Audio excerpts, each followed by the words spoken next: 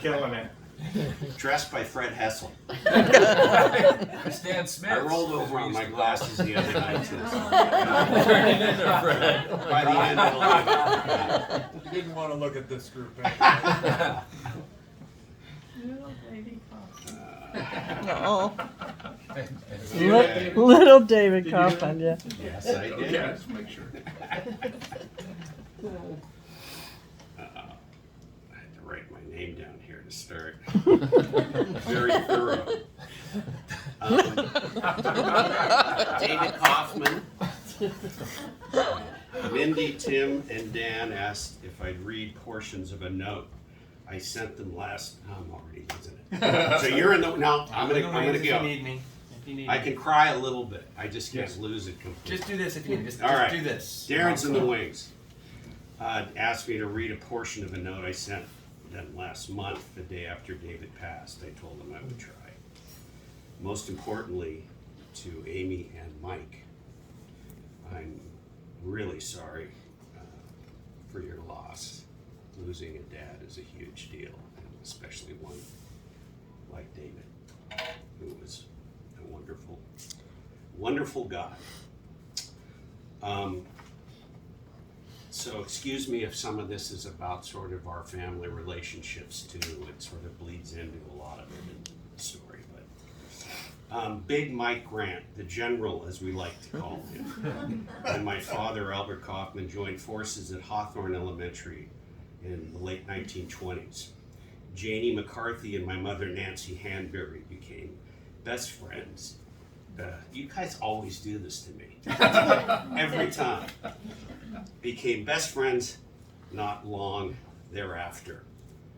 Both friendships were for life and took on even more meaning when those 4 kids paired off and married, each having in the same order a boy, a girl, a boy, and a boy.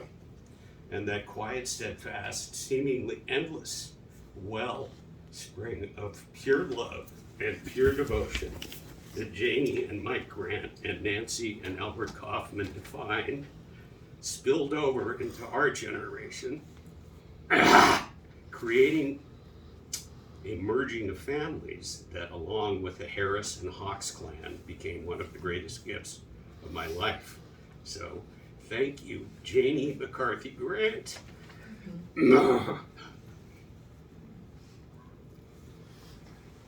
That's so mean to ask you. For a lifetime of love and kindness. This is the hardest paragraph.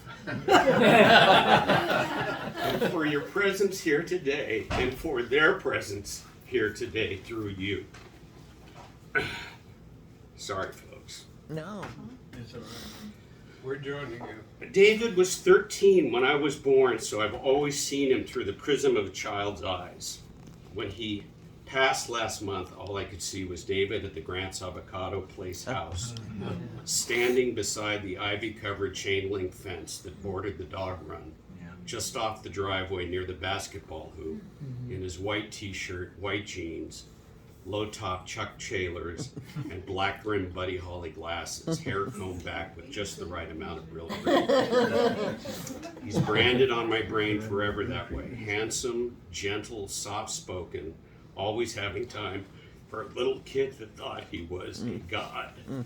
David, like you with John and Jeff, David always reminded me of the John Milner character in American Graffiti, kind-hearted, good guy, cool. Not a lot of chit-chat, the reluctant leading man. Losing my brother John, David's contemporary, and also the eldest child in our family, came at me from so many directions it's impossible to describe, as I know it is now for the Grants.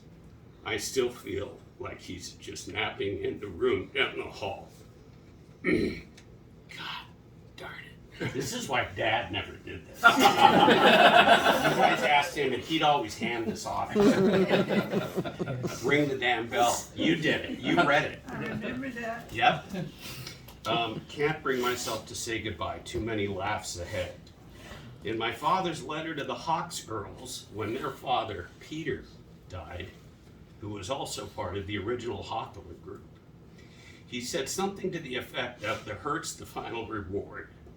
I love that line because it's so him and so true, beautiful in its simplicity, and always helps me when it seems as though the hurt just won't end. David passed on March 8th, 9 years to the day that my brother John died, also my birthday. Maybe we should just morph our last names into one, something like Grantman or Cough Grant or something, and call it a day. Danny briefly did change his name to Kaufman back in the late 80s until he discovered it could affect the status of his Duck Club membership. Just between us, the Grants have always quietly prided themselves on being better outdoorsmen than the Kaufmans. That wasn't a tall bar to cross.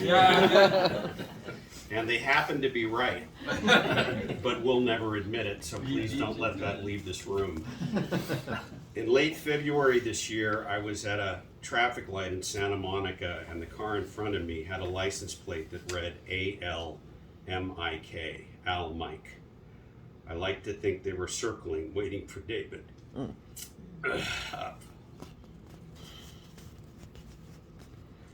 Up for the big road trip home. Mike piloting, Dad co-piloting, John in the back seat with a black lab or two. Wonder how much the kitty was. I guess the widescreen Technicolor memories of our family's lives together for so many years comes with its share of black and white moments as well, and this is one of them.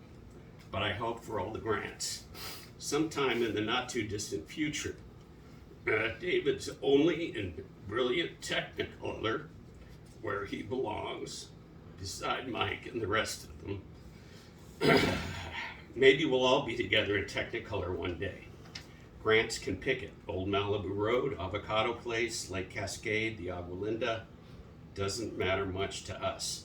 And for the record, we Kaufmans take our Grant in black and white or Technicolor. True love actually is colorblind.